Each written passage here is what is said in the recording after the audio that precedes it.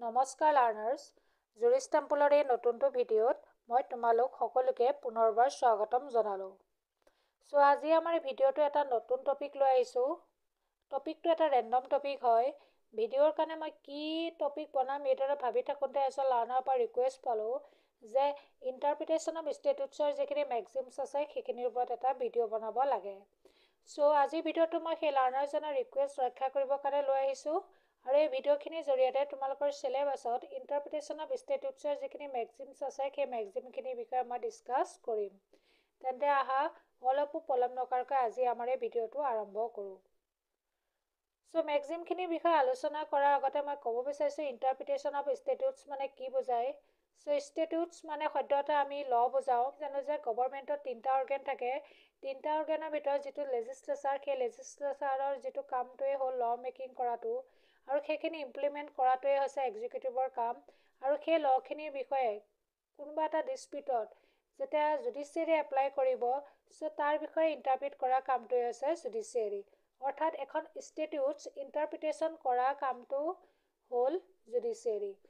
চ' জুডিচিয়াৰীয়ে সেই যেতিয়া ল'টো তাত এপ্লিকেবল কৰিব, চ' সেই ল'টোৰ আঁৰত লেজিছলেচাৰৰ যিটো ইণ্টেনশ্যন, সেই ইণ্টেনশ্যনটোত ছ'চাইটিত এষ্টাব্লিছ কৰে বা কিবা এখন ষ্টেটুটছত যেতিয়া টাৰ্মছ ইউজ হয় সেইবিলাকৰ প্ৰপাৰ মিনিংটো কি, এই বিষয়ে যিটো ডেছক্ৰাইব কৰা প্ৰচেছ সেইটোৱে হৈছে ইণ্টাৰপ্ৰিটেশ্যন অফ ষ্টেটুটছ। চ' এখন ষ্টেটুটছত এই মেক্সিমখিনিৰ বহুত ইম্পৰ্টেণ্ট ৰুল আছে। তেওঁলোকে অসমীয়াত কিছুমান টাৰ্ম পাইছিলা যিবিলাকক জতুৱা ঠাঁচৰ বাক্য বুলি কোৱা হয়। ঠাঁচৰ বাক্যবিলাকত আঁৰত যিবিলাক প্ৰিন্সিপলছ থাকে, ঠিক সেইদৰে এই ষ্টেটুটছ এখন ইণ্টাৰপ্ৰিটেশ্যন কৰাৰ ক্ষেত্ৰত এই মেক্সিমছখিনিয়েও তেনেকুৱা ধৰণৰ প্ৰিন্সিপল আগবঢ়ায়। চ' চিলেবাছত তোমালোকৰ যিটো প্ৰথম মেক্সিম আছিলে সেই মেক্সিমটো হৈছে ডেলিগেটাছ নন পটেছ ডেলিগেয়াৰ। এইটো এটা লেটিন মেক্সিম হয়। তোমালোকে যিহেতু জানা ল'টো অৰিজিনেল গ্ৰীচত হৈছিলে। গ্ৰীচৰ যিটো লেংগুৱেজ আছিলে সেইটো লেটিন লেংগুৱেজ হয়। চ' এই মেক্সিমটো যিটো মিনিং হ'ল, মিনিংটো হৈছে এ ডেলিগেট কেনট ডেলিগেট। অৰ্থাৎ এই মেক্সিমটোৰ অনুসৰি যেতিয়া এটা পাৰ্চনক কিবা পাৱাৰ দিয়া হয়, যাক দিয়া হয় তেওঁ সেই পাৱাৰটো এক্সাৰচাইজ কৰিব লাগিব, আৰু সেই পাৱাৰটো তেওঁ নিজে এক্সাৰচাইজ নকৰি বেলেগক সেই পাৱাৰটো ডেলিগেট কৰিব নোৱাৰে। চ' এই মেক্সিমটোৰ দ্বাৰা এইটোকে বুজাইছে যে someone who has been given authority or power by another person or entity cannot pass the authority on to someone else. ধৰি লোৱা তোমাক কোনোবা এজন মানুহে কিবা এটা কাম কৰিবৰ কাৰণে ৰেছপনচিবিলিটি দিছে। চ' সেই ৰেছপনচিবিলিটিটো তুমিয়ে ফুলফিল কৰিব লাগিব, আৰু তুমি নিজে ফুলফিল নকৰাকৈ সেই পাৰ্চনজনৰ কনচেণ্ট নোহোৱাকৈ, অৰ্থাৎ যিজনে তোমাক সেই ৰেছপনচিবিলিটিটো দিছে, তুমি অন্য এজন পাৰ্চনক সেই ৰেছপনচিবিলিটিটো পাছ কৰিব নোৱাৰা। চ' ইয়াত কোৱা হৈছে a person can't transfer his trust to another. কিন্তু এই ক্ষেত্ৰত এইটোও কোৱা হৈছে যে কেতিয়াবা delegation is lawful. So' lawful হ'বলৈ হ'লে ইয়াত যিখিনি কণ্ডিশ্যনছ সেই ট্ৰাষ্ট ডিডটো অৰ্থাৎ ইনষ্ট্ৰুমেণ্টটোত প্ৰভাইড কৰিব লাগিব। আৰু কেতিয়াবা ডেলিগেশ্যনছটো নেচেচাৰী হয়, অৰ্থাৎ ডেলিগেশ্যন নোহোৱাকৈ যদি সেই ইনষ্ট্ৰুমেণ্টখিনিৰ কামটো যদি ফুলফিল নহয়, অৰ্থাৎ ডেলিগেশ্যনটো অত্যন্ত আৱশ্যক যদি হয়, তেতিয়া সেই ক্ষেত্ৰত কৰিব পাৰে। ধৰি ল'লোঁ এটা ইনষ্টিটিউশ্যনত যদি হেডজন নাথাকে, তেওঁ নথকাৰ অৱস্থাত যদি ইম্পৰ্টেণ্ট ৱৰ্ক আহি পৰে, তেতিয়া এই ক্ষেত্ৰত ডেলিগেশ্যনটো নেচেচাৰী হৈ পৰে। আৰু কেতিয়াবা যদি delegation is in the regular course of business, অৰ্থাৎ সদ্যহতে সেইটো যদি হৈয়ে থাকে, তেতিয়াও ডেলিগেশ্যন ইজ লফুল। আৰু এই ক্ষেত্ৰত যিহেতু ট্ৰাষ্টৰ কথা কোৱা আছে, ট্ৰাষ্টৰ ক্ষেত্ৰত যিজন পাৰ্টিৰ কাৰণে সেই ট্ৰাষ্ট ডিডটো কৰা হয় তেওঁক বেনিফিচিয়াৰী বুলি কোৱা হয়। আৰু সেই বেনিফিচিয়াৰীজনৰ যদি কনচেণ্ট থাকে, তেতিয়াও এই ক্ষেত্ৰত ডেলিগেশ্যনটো লফুল হ'ব পাৰে। চ' ইয়াৰ পিছত significance of the maxim in the interpretation of statutes. So' এই মেক্সিমটোৰ বহুতেই ছিগনিফিকেঞ্চ আছে ইণ্টাৰপ্ৰিটেশ্যন অফ ষ্টেটুটৰ ক্ষেত্ৰত, কাৰণ এই মেক্সিমটোৰ জৰিয়তে কোনো ধৰণৰ আনকণ্ট্ৰল এক্সপানশ্যন অফ পাৱাৰ যাতে নহয় সেইটো এনচিয়ৰ কৰা হৈছে। তাৰোপৰিও কোনেও যাতে এই পাৱাৰটো মিছ ইউজ কৰিব নোৱাৰে তাৰ কাৰণে একাউণ্টেবিলিটিও এনচিয়ৰ কৰা হৈছে। আৰু ইয়াৰ জৰিয়তে লেজিছলেচাৰৰ যিটো অৰিজিনেল ইণ্টেণ্ট, অৰ্থাৎ যিটো পাৰপাজত সেই পাৱাৰটো ডেলিগেট কৰাৰ কাৰণে যিটো প্ৰচিডিঅ'ৰ বনাইছে, সেইটো পাৰপাছটোত ফুলফিল কৰাত এই মেক্সিমটো হেল্পফুল হয়। আৰু ইয়াৰ পিছতো কোৱা হৈছে যে the maxim provides clarity and certainty in the interpretation of statutes, অৰ্থাৎ ষ্টেটিউটছ এখন ইণ্টাৰপ্ৰিট কৰোঁতে কোনে কি পাৱাৰ এক্সাৰচাইজ কৰিব এই ক্ষেত্ৰত ক্লিয়াৰিটি থাকে। আৰু তাৰোপৰি যিটো এবিউজ অফ পাৱাৰ সেইটো চেক কৰিব পৰা যায়, কোনো যাতে পাৱাৰটো কাৰ হাতত থাকোঁতে মিছ ইউজ হৈছিলে সেই বিষয়ে ক্লিয়াৰিটিও প্ৰভাইড কৰে। চ' এইদৰে এই মেক্সিমটোৱে ৰুল অফ ল, একাউণ্টেবিলিটি আৰু লেজিছলেশ্যনৰ যিটো ইণ্টেণ্ট সেইটো ফুলফিল কৰাত ক্ৰুচিয়েল ৰোল প্লে কৰে। তাৰপিছত কোৱা হৈছে যে এপ্লিকেশ্যন অফ দ্য মেক্সিম, অৰ্থাৎ এই মেক্সিমটো ক'ত ক'ত এপ্লিকেবল হয়। চ' এই ক্ষেত্ৰত আমি জানো যিটো লিগেল এণ্ড এডমিনিষ্ট্ৰেটিভ কণ্টেক্ট, কিছুমান কণ্টেক্সুৱেল এগ্ৰিমেণ্ট এণ্ড এজেঞ্চি ৰিলেশ্যনশ্বিপত এই মেক্সিমটো এপ্লিকেবল হোৱা দেখা যায়। কিন্তু এইটো এটা জাষ্ট প্ৰিন্সিপল হয়, এইটো এবছলুট প্ৰিন্সিপল নহয়, কাৰণ চাৰ্কামষ্টেঞ্চ অনুসৰি এই প্ৰিন্সিপলটো সাল সলনিও হ'ব পাৰে। এডমিনিষ্ট্ৰেটিভ ল'ৰ ক্ষেত্ৰত আমি জানো এই মেক্সিমটো বেছিকৈ এপ্লিকেবল হয়।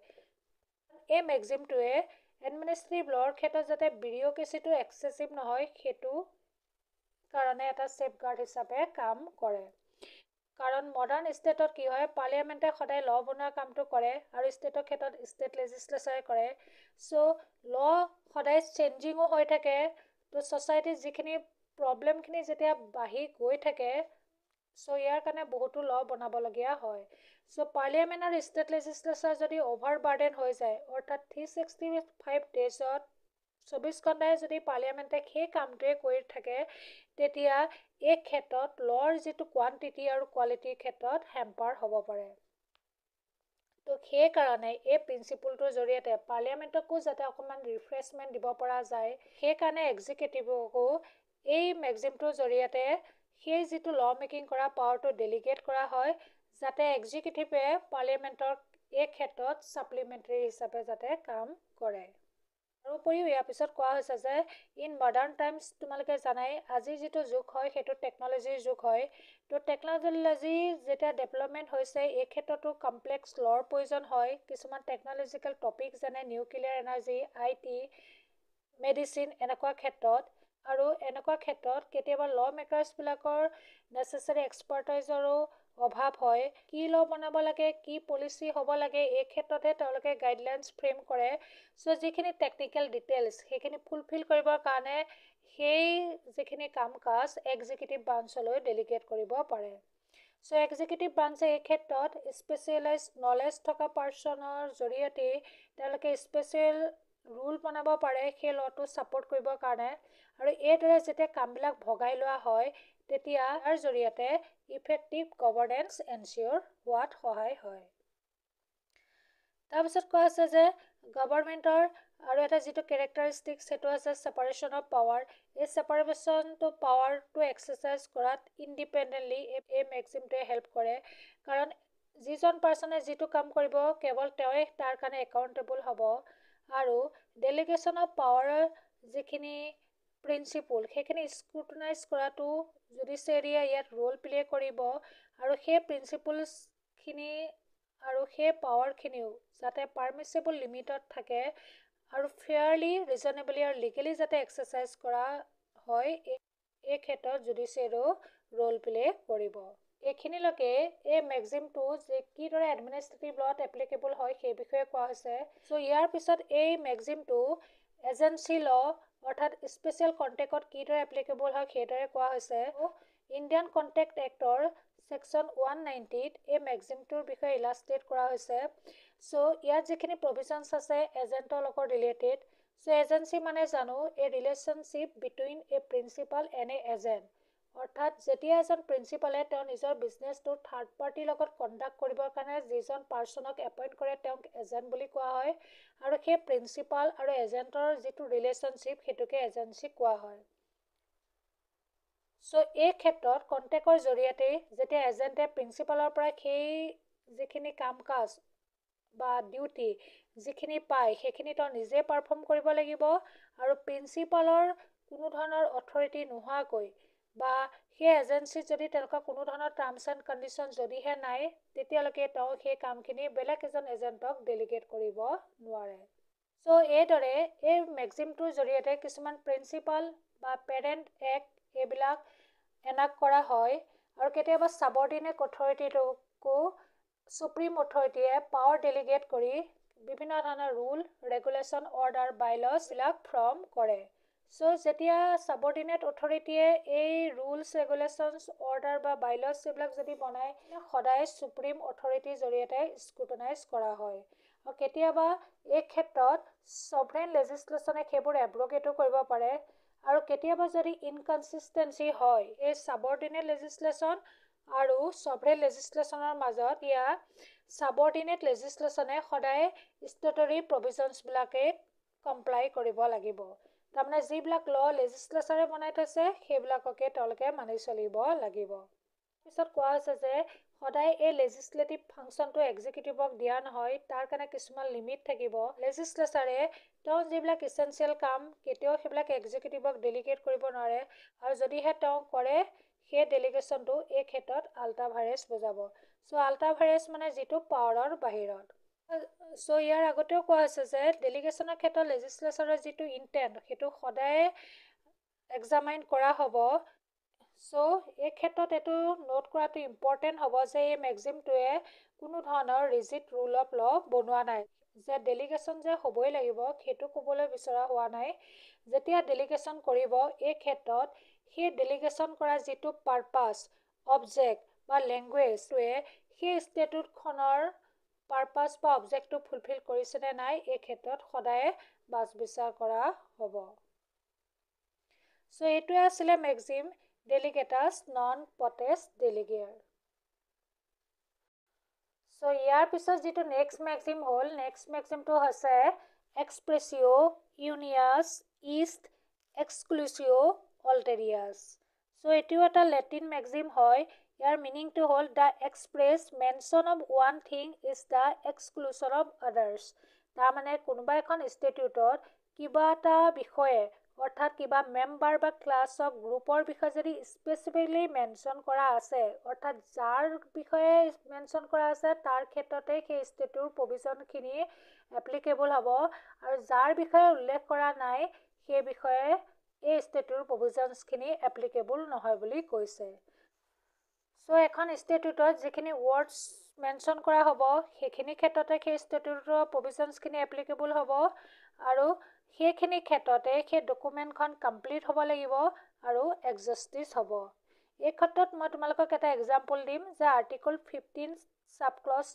3 অফ দ্য কনষ্টিটিউশ্যন অফ ইণ্ডিয়াৰ বিষয়ে য'ত নেকি মেনশ্যন কৰা আছে যে state can make special provisions for women and children without violating the right to equality তাৰমানে এই প্ৰভিজনটোৰ অনুসৰি কনষ্টিটিউশ্যনে এটা স্পেচিয়েল প্ৰভিজনছ দিছে যে যেতিয়াই ষ্টেটে বিচাৰিব সেই ওমেন আৰু চিলড্ৰেনৰ কাৰণে স্পেচিয়েল ল বনাব ডেট মিনছ প্ৰভিজনছটো কাৰ বিষয়ে উল্লেখ কৰা আছিল ওমেন আৰু চিলড্ৰেন আৰু চিলড্ৰেনৰ বিষয়েহে লটো বনাব বেলেগ কেটেগৰীৰ বিষয়ে ইয়াত মেনশ্যন কৰা নাই গতিকে এই প্ৰভিজনছটো কেৱল ওমেন আৰু চিলড্ৰেনৰ ক্ষেত্ৰতে এপ্লিকেবল হ'ব চ' মেক্সিমটো ছিগনিফিকেঞ্চ আছে ল বা লিগেল ডকুমেণ্ট ইণ্টাৰপ্ৰিট কৰাৰ ক্ষেত্ৰত কাৰণ এই মেক্সিমটোৱে যে নিশ্চিত কৰি দিছে কোনবোৰ বস্তু কাৰ কাৰণে এপ্লিকেবল হ'ব কোনবিলাক বস্তু ইনক্লুডেড হ'ব বা কোনবিলাক বাহিৰ হ'ব আৰু কোনবিলাক স্পেচিফিক ৱৰ্ডছ বা পাৰপাছত এই ষ্টেটুটখনৰ প্ৰভিজনছখিনি এপ্লিকেবল কৰিব পাৰিব এই বিষয়ে চাৰ্টেনিটি আনি দিছে ইয়াৰ জৰিয়তে লেজিছলেচাৰৰ যিটো ইণ্টেনশ্যন সেইটো ক্লিয়াৰিফাই কৰিছে আৰু তাৰ কাৰণে যাতে কোনো ধৰণৰ খেলি মেলি নহয় সেইটোও প্ৰিভেণ্ট কৰিছে যিকোনো ডিছপিউটৰ ক্ষেত্ৰত যাতে ইনফৰ্ম ডিচিশ্যন ল'ব পাৰে তাৰ কাৰণেও এটা ফ্ৰেমৱৰ্ক প্ৰভাইড কৰিছে চ' এই মেক্সিমটো এপ্লিকেশ্যন কিদৰে হয় কিছুমান ষ্টেটৰী এক্সাম্পল মই তোমালোকলৈ লৈ আহিছোঁ ধৰি লোৱা মটৰ ভেহিকুল এক্ট চ' মটৰ ভেহিকুল এক্টৰ ক্ষেত্ৰত যদি কোৱা হয় ৰিকুৱাৰ্ড ৰেজিষ্ট্ৰেশ্যন তাত যদি উল্লেখ কৰি দিছে এক্সাম্পল হিচাপে কাৰ ট্ৰাকছ আৰু বাছেছ এইখিনি ভেহিকুলৰ ৰেজিষ্ট্ৰেশ্যন কৰিব লাগে বুলি যদি কিবা প্ৰভিজন বনায় ডেট মিনছ সেই প্ৰভিজনছটোৱে এই ভেহিকুলখিনিকে সাঙুৰি ল'ব বাকী আদাৰ ভেহিকুল যেনে বাইচাইকেল বা মটৰ চাইকেল ইয়াৰ পৰা এক্সক্লুড হৈ যাব ঠিক সেইদৰে কনজিউমাৰ প্ৰটেকশ্যন এক্টত যেতিয়া কনজিউমাৰৰ ডেফিনেশ্যন দিয়া হয় তো তাত কোৱা হৈছে যে who purchases goods but specifically define consumer as individual who buy goods for personal use so' consumer protection act পঢ়িছা কনজিউমাৰৰ যেটো ডেফিনেশ্যন হয় তো যেতিয়া গুডছে লওক বা সাৰ্ভিসে লওক হেতু টাৰ্ম পাৰ্সোনাল ইউজৰ কাৰণে ল'ব লাগিব আৰু যিখিনি কমাৰ্শিয়েল যদি পাৰপাজৰ কাৰণে ইউজ কৰে তেতিয়া তো কনজিউমাৰ নুবুজায় ডেট মিন্স স্পেচিফিকেলি মেনশ্যন কৰি দিয়া আছে যে personal use not for commercial use so' commercial ইউজখিনি ইয়াৰ পৰাই এক্সক্লুড হৈ গৈছে চ' এইদৰে তোমালোকে এই মেক্সিমটো বুজি পাই যিকোনো ধৰণৰ এক্সাম্পল এনেকৈ দিব পাৰিবা চ' ইয়াতো দুটা কেছ ল পাইছিলোঁ কেছ ল কেইটা প্ৰথমটো হ'ল টেম্পটেছ ভাৰ্চাছ ক্লিনাৰ য'ত নেকি এই মেক্সিমটো কিদৰে এপ্লিকেবল হ'ব এই বিষয়ে ইলাষ্ট্ৰেট কৰিছে চ' ইয়াতে এখন ষ্টেটুট আছিলে ষ্টেটুট অফ ফ্ৰড 1677 ইয়াত মেনশ্যন কৰিছিলে গুডছ ৱাৰ্ছ এণ্ড মাৰ্চেণ্ডাইজ বাট ইয়াত ষ্টকছ আৰু শ্বেয়াৰ্ছৰ বিষয়ে ইনক্লুড কৰা হোৱা নাছিলে গুডছ বুলি কৈছিলে কিন্তু গুডছত কোনো ধৰণৰ ষ্টক বা শ্বেয়াৰ্ছৰ বিষয়ে মেনশ্যন কৰা নাই গতিকে এই যিটো জাজমেণ্টটো দিওঁতে ইয়াৰ পৰা ষ্টকছ এণ্ড শ্বেয়াৰ্ছখিনি এক্সক্লুড কৰা হৈছিলে তাৰ পিছত অন্য এটা কেছ যিটো director general of Doordarshan versus Anand Patwardhan ইয়াতো এই মেক্সিমটো এপ্লাই কৰিছিলে চ' ইয়াত চিনেমেটোগ্ৰাফ এক্টৰ আণ্ডাৰত যিটো ফিল্ম চেঞ্চৰশ্বিপ হয় তাৰ বিষয়ে ডিটাৰমাইন কৰিবলৈ চ' ছেকশ্যন 5B এই চিনেমেটোগ্ৰাফ এক্টত কিছুমান স্পেচিয়েল গ্ৰাউণ্ড দিছিলে ফৰ ফিল্ম চেঞ্চৰশ্বিপ চ' কোৰ্টে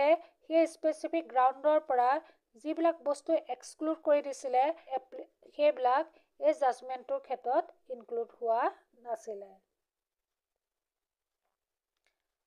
চ' এইটোৱে আছিলে তোমালোকৰ যিটো মেক্সিম এক্সপ্ৰেছিঅ' ইউনিয়াছ ইজ এক্সক্লুচিঅ' অল্টাৰিয়াছ ইয়াৰ পিছৰ যিটো মেক্সিম হয় সেইটো হ'ল জেনেৰেলিয়া স্পেচিয়েলিবাছ নন ডেৰগান চ' এই মেক্সিমটোৱে এই আগৰ মেক্সিমটোৰ লগত অলপ মিল আছে মানে ইটো সিটোৰ অপজিট বুলি ক'লেও ভুল নহয় চ' আগৰ মেক্সিমটোত কোৱা হৈছিলে যিখিনি স্পেচিফিকেলি মেনশ্যন থাকে সেইখিনিয়ে বাকীখিনিক এক্সক্লুড কৰি দিয়ে চ' এই মেক্সিমটোত কোৱা হৈছে যে generalia stands for general specialibus stand for special অৰ্থাৎ মেক্সিমটো এইটোৱে বুজাইছে যে general things do not derogate from special things so' ইয়াত ডেৰগেটৰ যিটো মিনিং হয় মিনিংটো হৈছে যিকোনো এটা বস্তুৰ গুণাগুণটো নোহোৱা কৰা চ' এই মেক্সিমটো অনুসৰি যিবিলাক নেকি জেনেৰেল ল থাকিব আগৰবিলাকত কোৱা হৈছিলে স্পেচিয়েল প্ৰভিজনছ চ' ইয়াত কোৱা হৈছে যে লবিলাকক স্পেচিয়েল লৰ পৰা কেতিয়াও ডেৰগেট কৰিব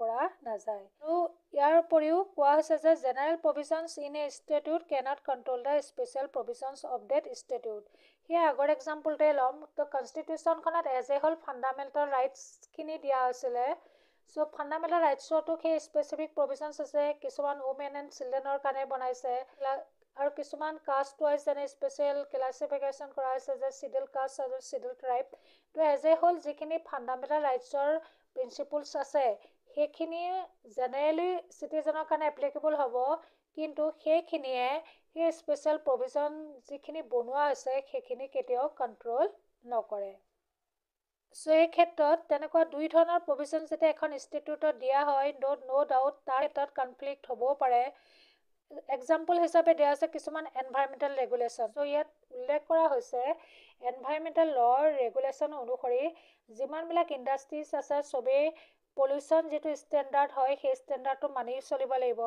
চ' ইন কেছ ইয়াত যদি আকৌ স্পেচিফিক ৰেগুলেশ্যনে যদি স্মল স্কেল ইণ্ডাষ্ট্ৰিজখিনি যদি এক্সেম কৰি দিছে চ' সেই ক্ষেত্ৰত সেই স্পেচিয়েল প্ৰভিজনছখিনিয়ে জেনেৰেল প্ৰভিজনছখিনি অভাৰৰাইড কৰিব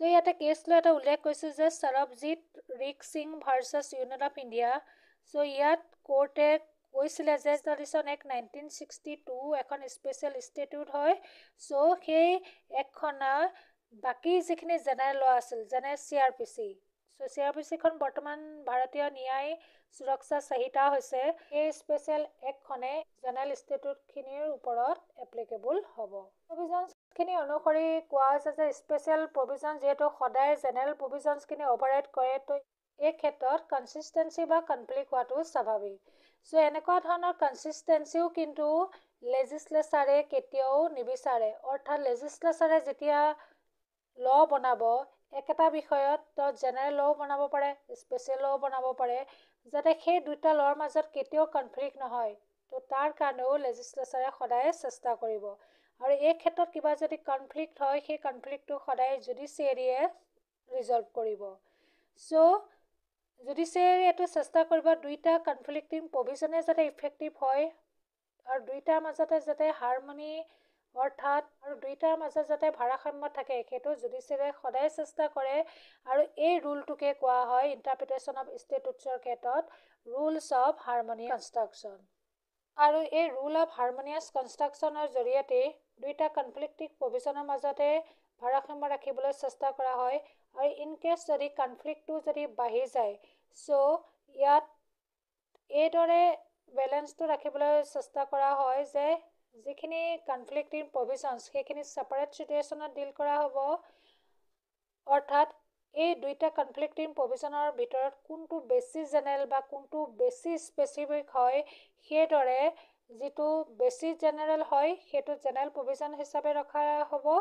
মানে স্পেচিফিকখিনিও যদি হয় সেইখিনি জেনেৰেল প্ৰভিজনৰ ভিতৰতে ৰাখি স্পেচিফিকখিনি যদি কিবা এক্সক্লুড কৰিব পৰা যায় তেতিয়া সেইটো এক্সক্লুড কৰি দিয়া হ'ব। চ' তেনেকুৱা ধৰণৰ কেছ ল' বহুত আছে। তাৰ ভিতৰত মই এটা মেনশ্যন কৰিছোঁ M.S.M. শৰ্মা ভাৰ্চাছ শ্ৰীকৃষ্ণ সিনহা। চ' ইয়াত সেই ষ্টেটুটৰ যিটো ৰুল অফ হাৰমনিয়াছ কনষ্ট্ৰাকশ্যন সেইটো এপ্লাই কৰা হৈছিলে। তাত সেইটো কেছৰ ক্ষেত্ৰত আৰ্টিকল 19(1)A আৰু কনষ্টিটিউশ্যনৰ যিটো আৰ্টিকল 194 ক্লজ 3ৰ মাজত কনফ্লিক্ট হৈছিলে। চ' যিহেতু আৰ্টিকল 19(1)A ফাণ্ডামেণ্টেলৰ যিটো পাৰ্ট হয় ফাণ্ডামেণ্টেল ফ্ৰীডম হয় আৰু যিটো স্পেচিফিক প্ৰভিজন আছিলে আৰ্টিকল 194 ক্লজ 3 এইটো জানা তোমালোকে পাৰ্লিয়ামেণ্টেৰী প্ৰিভিলেজৰ ক্ষেত্ৰত এপ্লিকেবল হয়।